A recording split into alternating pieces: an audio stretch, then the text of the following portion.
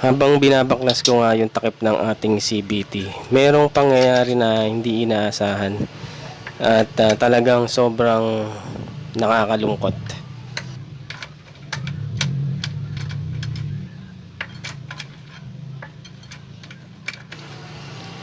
Aray mo, pakak, gago na putol.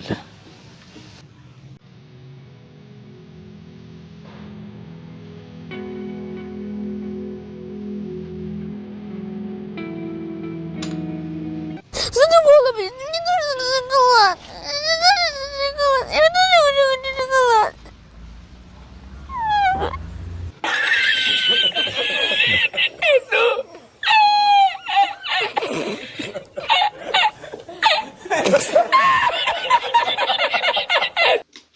So, ayun na nga yung nangyari guys.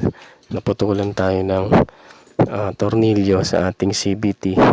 Kaya ang gagawin natin dito ay hahanap tayo ng paraan para matanggal natin tong tornilyo na to. At ano yung mga gagamitin natin para matanggal natin yung tornilyo dito sa CBT na naiwan.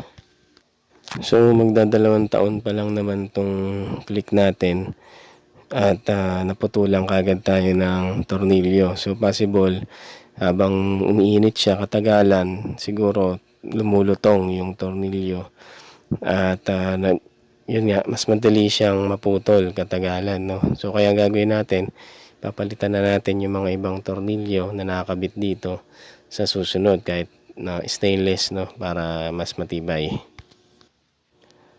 Pero bago yun, syempre, tanggalin muna natin yung tornilyo na naiwan dito sa ating CBT. So, yung thread niya kasi ang naiwan. Pero yung ulo, nasa akin. So, ihanda muna natin yung ating mga gagamitin para sa pagtanggal ng thread na naiwan. So, isa dyan yung ating barena na napaka-importante. Para dahil dyan tayo bubutas. O yan ang bubutas dun sa naiwan thread. Mamaya. So pag nabutas yung thread, no, gamit itong drill bit. So meron naman tayong gagamitin na iba pang tools. So ang gagawin natin, bubutasan natin siya yung tres lang yung haba. Mamaya papakita ko sa inyo kung gaano kalaki yung butas.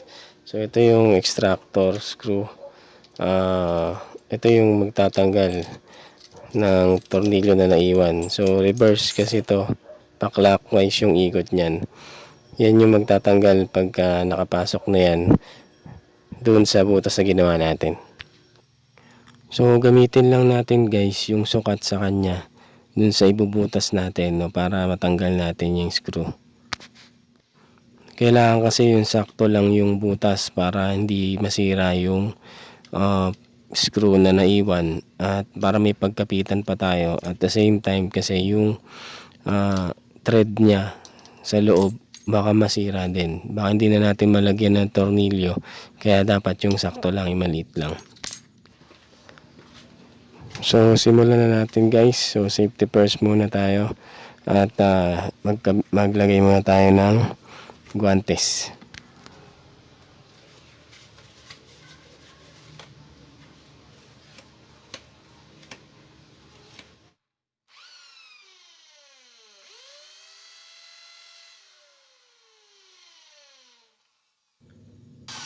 Shoutout nga pala sa nag-hairstyle ng buko para ako si Bleach. Yung sa si Renji Abaray, yung sa Bleach. Yan, yan nga yun, sa Bleach.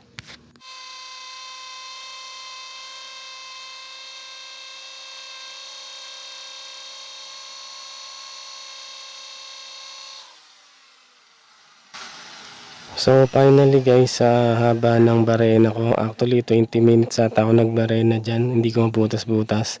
So finally may nakita na tayong movement at yun, ipapakita ko sa iyo kung ano yung nangyari guys para matanggal siya. So habang binabarena ko nga siya, napansin ko na gumalaw siya ng konti nung pinlashlight ko. Kaya ang ginawa ko ay sinundot-sundot ko to susungkitin ko siya ng maliit na bagay. So una ginawa ko yung long nose, kaso medyo malaki. Hindi ko siya masungkit. Kaya pinalitan ko siya ng screw, drill bit. Yung drill bit na ginamit ko. So, yun yung pinansungkit ko sa kanya. And dahil gumalaw siya, inikot-ikot ko na lang yan. Dahil binabaran ko din kasi yan ng WD-40. So, inikot-ikot ko lang siya hanggang sa lumabas siya. Tapos, nung napansin ko nga na kaya ng kamayin, so kinamay ko na lang siya, inikot-ikot ko na lang nung kamay ko. At ayun nga, lumabas na yung pinaka ulo niya, guys. At syempre natuwa na rin ako dahil yun nga, hindi na natin kailangan magbutas at hindi na natin kailangan gamitin pa itong gamit na binili natin. So ayun, hindi natin siya nagamit, guys, sorry. At hindi ko napakita sa inyo kung paano talaga siya tatanggalin dahil na magic nga lang siya.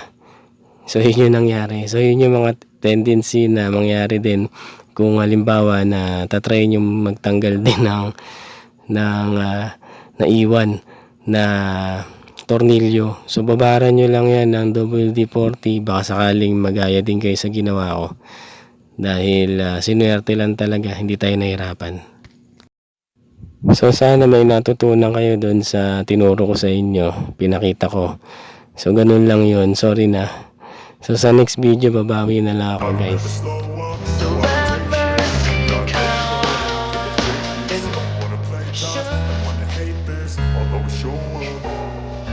I don't ever slow up, no I don't take shit. I got no love for the fakeness. If you wanna play tough and wanna hate this, I'll always show